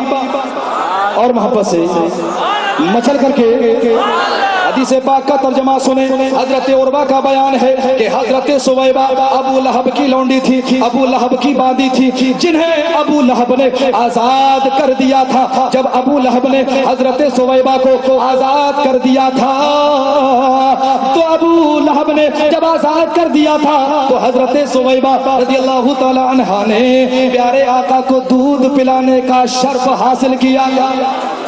تو جب ابو لہب مر گیا تو اس کے بعد گھر والوں نے اسے خواب میں دیکھا اور برے حال میں دیکھا۔ پوچھا ابو لہب سے مرنے کے بعد کیسی گزری، مرنے کے بعد کیسی گزری؟ تو ابو لہب نے کہا جب سے تم سے جدا ہوا ہوں سخت عذاب میں مبتلا کر دیا گیا ہوں، مگر سویبہ کو آزاد کرنے کی وجہ سے مجھے سیراب بھی کیا جاتا ہے۔ سویبہ کو آزاد کرنے کی وجہ سے مجھے سیراب کیا جاتا ہے۔ اب توجہ کریں، توجہ کریں کہ وہ خواب کس نے دیکھا اور کب دیکھا۔ تو حضرت امام ابن حجر اسقلانی فتح الباری شرح بخاری جلد 9 صفحہ 48 پر فرماتے ہیں قال الحافظ الاسقلاني في الفتح وذكر السهيلي ان العباس رضي الله تعالى رضی اللہ تعالیٰ عنہ قال ان العباس رضی اللہ تعالیٰ عنہ قال لما مات ابو لہب رأيته في منامي بعد حول في شر حال فقال ما لقيت بعدكم راحة الا ان العذاب يخفف عني كل يوم اثنين قال وذلك ان النبي صلى الله تعالى عليه وسلم ولد يوم الاثنين وكانت سويبة بشرت أبا لهب بمولده فاعتقها. حضرت امام ابن حجر اسقلانی فرماتے ہیں فتح الباری شرح بخاری جلد 9 صفحہ 45-48 پر فرماتے ہیں کہ حضرت عباس سرکار کے چچا حضرت عباس رضی اللہ تعالیٰ عنہ فرماتے ہیں کہ جب ابو لہب مر گیا تو 1 سال کے بعد میں نے اسے خواب میں دیکھا. 1 سال کے بعد میں نے اسے خواب میں دیکھا, برے حال میں دیکھا, یہ کہتے ہوئے پایا جب سے تم سے جدا ہوا ہوں کبھی آرام نہیں پایا, مگر جب پیر کا دن آتا ہے تو میرا عذاب ہلکا کر دیا جاتا ہے, میرے عذاب میں تخفیف کر دی جاتی ہے, میرے عذاب میں کمی کر دی جاتی ہے. کمی کیوں کر دی جاتی ہے اس کی وجہ بیان کرتے ہوئے حضرت عباس بن عبد المطلب فرماتے ہیں کہ پیر کے دن اس کے عذاب میں کمی کیوں کر دی جاتی ہے. فرماتے ہیں پیر کے دن حضور علیہ الصلوۃ والسلام کی ولادت مبارکہ ہوئی تھی اور اس روز جب سویبہ نے ابو لہب کو آ کر کے حضور کی ولادت کی خبر دی تو اس نے حضور کی ولادت کی خوشی میں سویبہ کو آزاد کر دیا تھا. اللہ نے قبر میں اس کی جزا بھی عطا فرما دی, قبر میں اس کی جزا بھی عطا فرما دی. اب غور کرنے کی بات ہے, اب لوگوں کو گمراہ کیا کیا جاتا ہے کہ یہ تو خواب کی بات ہے, یہ تو خواب کی بات ہے. توجہ کریں, حدیث بخاری کی ہے, حوالہ بخاری کا چاہیے, مل جائے تو پھر کہتے ہیں یہ خواب کی بات ہے. حدیث بخاری کی ہے تو یاد رکھیں خواب ہم نے نہیں دیکھا ہے, اپنی طرف سے ہم بیان نہیں کر رہے ہیں. خواب نہ میں نے دیکھا نہ آپ نے دیکھا, خواب دیکھا ہے حضور کے چچا حضرت عباس نے. تو ہم ابو لہب کے خواب سے دلیل نہیں لے رہے ہیں, ہم جو دلیل لیتے ہیں وہ سرکار کے چچا حضرت عباس بن عبد المطلب کے بیان سے لے رہے ہیں. اگر خواب سمجھ کر حضور کے چچا اس کو پھینک دیتے, رد کر دیتے, خدا کی قسم ہم کبھی اس سے دلیل نہیں لیتے. ہم جو دلیل لے رہے ہیں وہ سرکار کے چچا حضرت عباس بن عبد المطلب کے بیان سے. اور حد صرف یہی تک نہیں, ہماری کیا اوقات ہے اس حدیث پر اعتراض کرنے والوں, بخاری پڑھنے والوں, امام بخاری سے پوچھو اگر خواب ہونے کی وجہ سے اگر دلیل نہ ہوتا تو امام بخاری نے اس کو بخاری شریف میں درج کیوں کیا ہے, بخاری شریف میں لکھا کیوں ہے؟ کہ امام بخاری سے زیادہ سمجھدار پیدا ہو گئے؟ امام بخاری نے لکھا کیوں؟ تو ہم دلیل ابو لہب کے خواب سے نہیں, سرکار کے چچا حضرت عباس بن عبد المطلب کے بیان سے لے رہے ہیں. تو ان بدعقیدوں کا عقیدہ ہے. آئیے ان سے پوچھیں جو ایمان والے, جن کے دل میں عشق رسول ہے, جن کے دل میں محبت رسول ہے, ان سے پوچھیں وہ حدیث کے بارے میں کیا کہتے ہیں, اس حدیث کے تعلق سے کیا کہتے ہیں. بہت سارے اقوال ہیں, میں صرف ایک ہی قول نقل کر رہا ہوں, ایک ہی قول, اور تمام ائمہ محدثین کا سب کا ایک ہی قول ہے بالفاظ دیگر. میں صرف حضرت شیخ عبد الحق محدث دہلوی رحمۃ اللہ تعالی علیہ کا قول بیان کر رہا ہوں. حوالہ نوٹ کریں, مدارج النبوہ جلد 2 صفحہ نمبر 19.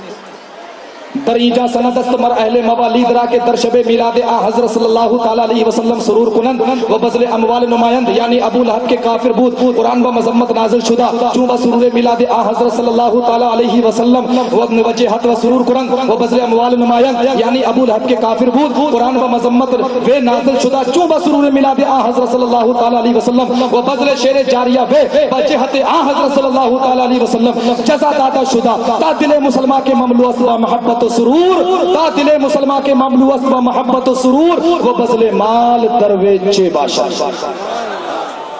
آپ کے تو سر کے اوپر سے گزر گئی ہوگی عبارت, لیکن ترجمہ سناتا ہوں. یہ فارسی ہے, کیا ہے فارسی.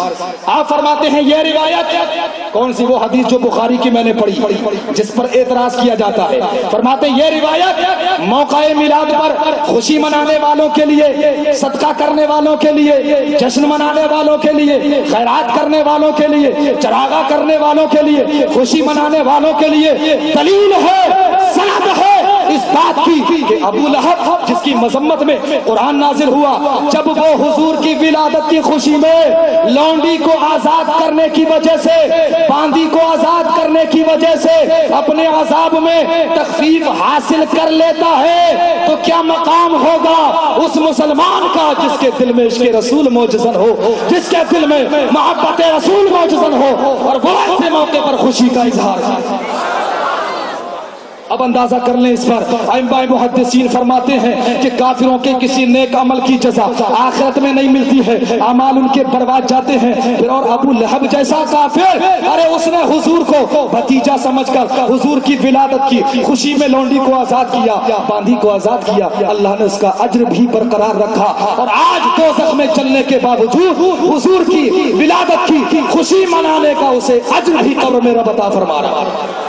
تم اندازہ کر لو ایمان والو، جس کے دل میں محبت رسول کا چراغ جل رہا ہو، جس کے دل میں عشق رسول کا چراغ جل رہا ہو، جس کے دل میں محبت رسول موجزن ہو، اور پھر وہ میلاد مصطفیٰ کی خوشی منائے، چراغا کرے، صدقہ کرے، خیرات کرے، پوری خوشی کا اظہار کرے، تو اندازہ کر لے کہ مرنے کے بعد اس کے اجر کا عالم کیا ہوگا، اس کے اجر کا عالم کیا ہوگا۔ تو حضور کے میلاد کی خوشی منانے کا کس نے حکم دیا ہے؟ اللہ نے حکم دیا ہے۔ اب تھوڑا ہی وقت باقی ہے، اس میں جو آخری سوال ہے وہ میں عرض کروں، اور ایک ہی جواب میں سارے جوابات ہو جائیں گے۔ یہ جو جھنڈے لگائے جاتے ہیں، یہ جو جھنڈے لگائے جاتے ہیں، تو بہت سے ایسے مسلمان ہیں جو کلمہ پڑھ کر کے کہتے ہیں کہ جھنڈے کیوں لگائے جاتے ہیں، یہ تو شرک ہے، یہ تو بدعت ہے۔ بغیرتوں پوچھو کہ جھنڈے لگائے کس نے؟ جھنڈے لگائے کس نے ہیں، لگوائے کس نے ہیں؟ حضرت آمنہ فرماتی ہیں جب میرے لخت جگر کی ولادت ہوئی فکشفت لی عن بصری، تو میری نگاہوں سے پردے ہٹا دیے گئے تھے، حجابات ہٹا دیے گئے تھے۔ فابصرت ساعتی مشارق الارض ومغاربها، تو میں نے مشرق سے لے کر مغرب تک تمام روئے زمین کو دیکھ لیا، تمام کائنات کو دیکھ لیا، اور کیا دیکھا؟ فرماتی ہیں وَرَأَيْتُ ثَلَاثَ أَعْلَامٍ مَضْرُوبَاتٍ، رَأَيْتُ ثَلَاثَ مَضْرُوبَاتٍ، ثَلَاثَ أَعْلَامٍ مَضْرُوبَاتٍ، عَلَمٌ فِي الْمَشْرِقِ وَعَلَمٌ فِي الْمَغْرِبِ وَعَلَمٌ عَلَى ظَهْرِ الْكَعْبَةِ۔ فرماتی ہیں میں نے پورے روئے زمین کو دیکھا، تو کیا دیکھا؟ ایک جھنڈا مشرق میں لگا ہوا ہے، ایک جھنڈا مغرب میں لگا ہوا ہے، ایک جھنڈا پورب میں لگا ہوا ہے، ایک جھنڈا پچھم میں لگا ہوا ہے، اور ایک جھنڈا کعبے کی چھت پر لگا ہوا ہے۔ تو جیسے ہی میلاد کے دن قریب آتے ہیں، تو آج مسلمانوں کا حال دیکھو، جو حضور سے محبت کرنے والے ہیں، ہر ایک کے چہرے پر خوشی کا چاند چمک جاتا ہے۔ اب کوئی خوشیاں منا رہا ہے، کوئی گلی کو سجا رہا ہے، کوئی گھر کو سجا رہا ہے، کوئی ایک جھنڈا لگا رہا ہے، کوئی دو لگا رہا ہے، کوئی 3 جھنڈے لگا رہا ہے، جس کی جیسی حیثیت ہے وہ اتنے جھنڈے لگا رہا ہے۔ پھر کتنے لوگ ایسے بھی ہیں یہ جھنڈے دیکھ کر ان کے کلیجے پھٹے جا رہے ہیں۔ یہ جھنڈے کیوں لگائے جا رہے ہیں؟ یہ جھنڈے لگانا تو شرک ہے، یہ جھنڈے لگانا تو بدعت ہے، تو شرک و بدعت کے فتوے لگانے والوں سے کہہ دو یہ شرک و بدعت نہیں ہے، یہ جھنڈے لگانا فرشتوں کی سنت ہے۔ اور لگوائے کس نے تھے؟ فرشتے اللہ کے حکم کے بغیر کچھ نہیں کرتے، جتنا حکم ملتا ہے اتنا ہی کرتے ہیں۔ لگوائے کس نے؟ اللہ نے۔ تو پتہ چلا حضور کی آمد کے دن پر جھنڈے لگانا خود رب کائنات کی سنت ہے، خود رب کائنات کی سنت ہے۔ یہ تو ان کے لیے تھا جواب جو حضور کا کلمہ پڑھ کر، حضور کا صدقہ کھا کر جو ہے اس طرح کی تانا کشی کرتے ہیں۔ اب آخری پیغام، وقت ہو چکا ہے اور یہ ضروری ہے، اور نماز کا وقت آپ کو دے دیا گیا ہے، اس بیچ میں جو ہے سلام وغیرہ بھی ہوگا، دعا بھی ہوگی، تو بڑی مختصر انداز میں یہ بات میں آپ تک پہنچانے کی کوشش کر رہا ہوں۔ دوسرا سوال یہ، ہمارے جو ملک ہندوستان کے اندر بہت سے جو ہے غیر مسلم لوگ ہمارے یہاں پر جو ہے کافی جو ہے اپنے شہر بالوترا کے ریسپیکٹڈ پولیٹیشینس لوگ جو ہے یہاں بیٹھے ہوئے بھی ہیں، تو یہ بہت سے لوگوں کو یہ اعتراض ہوتا ہے کہ مسلمان ہندوستان کے اندر یہ ہرا جھنڈا کیوں لگاتے ہیں؟ توجہ چاہوں گا، یہ ہرا جھنڈا کیوں لگاتے ہیں؟ یہ تو پاکستان کا جھنڈا ہے۔ کس کا جھنڈا ہے؟ پاکستان کا جھنڈا ہے۔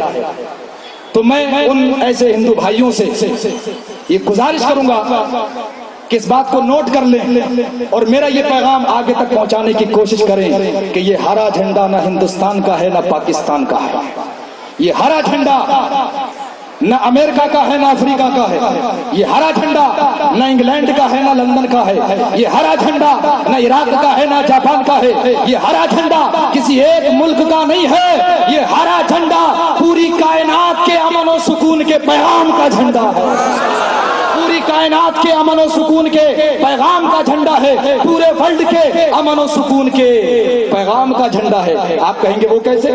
تو عرض کر دوں، بات پوری کر دوں، اجازت ہے؟ میرے نبی کی آمد سے قبل دنیا کا یہ حال تھا کہ دنیا کے اندر عورتوں کی کوئی عزت ہی نہیں تھی، عورتیں مردوں کی صرف نفسانی خواہش پوری کرنے کے لیے کھلونا بنی ہوئی تھی۔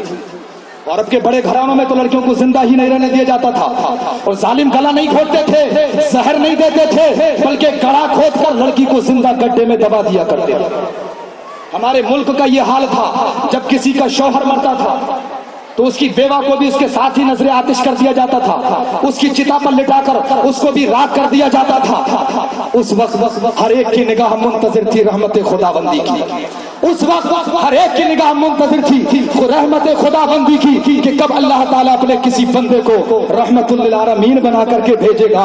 اے پروردگار، بارگاہ خداوندی میں سب کی یہ دعائیں تھی، اے پروردگار کسی ایسے کو بھیج دے جو ہم عورتوں کو بھی عزت کے ساتھ جینے کا حق ادا کر دے، کسی ایسے کو بھیج دے جو ہم بیٹیوں کو بھی جینے کا حق ادا کر دے، اور جب ان کی درد بھری آہویں، درد بھری دعائیں عرش کے پردے کے سامنے جا کر کے ٹکرائی تو رب کائنات نے حضرت جبرائیل کو بھیج دیا، اے جبرائیل جاؤ اب ایک جھنڈا مشرق میں لگا کر، ایک جھنڈا مغرب میں لگا کر، ایک جھنڈا کعبے کی چھت پر لگا کر کے دنیا والوں کو بتا دو اب کسی عورت کو زندہ نہیں جلایا جائے گا، اب کسی عورت کو بند جھوپڑی میں نہیں کیا جائے گا، اب کسی بیٹی کو زندہ درگور نہیں کیا جائے گا، اب کسی عورت پر ظلم نہیں ہوگا، اس لیے کہ اب وہ آنے والا ہے جو آنے کے بعد عورتوں کو وہ مقام دے گا، وہ عزت دے گا کہ زمانہ دیکھتا رہ جائے۔ اور میرے نبی نے آنے کے بعد عورتوں کو وہ مقام دیا ہے، وہ عزت دیا کہ زمانہ دیکھتا رہ گیا۔ کیا دیکھتا رہ گیا؟ کہ جب میرے نبی نے پہلا نکاح کیا تو پہلا نکاح میرے نبی نے 25 سال کی عمر میں 40 سال کی بیوہ حضرت خدیجہ الکبریٰ سے نکاح فرمایا۔ لوگوں نے کہا حضور یا رسول اللہ آپ کنوارے ہیں، حضرت خدیجہ الکبریٰ بیوہ ہیں، آپ 25 سال کے ہیں، حضرت خدیجہ الکبریٰ 40 سال کی ہے، بیوہ ہے، اور جب نکاح ہوتا ہے تو حیرت سے چیخ پڑتا ہے اے عبداللہ کے لال آپ کے لیے کنواریوں کی کمی نہ تھی؟ تو میرے نبی کے کردار نے کہا اے لوگوں تمہارے نکاح کا مقصد اور ہے، میرے نکاح کا مقصد اور ہے، تم نکاح کرتے ہو نفسانی لذت کے لیے اور میں نے نکاح کیا ہے بیواؤں کی عزت کے لیے۔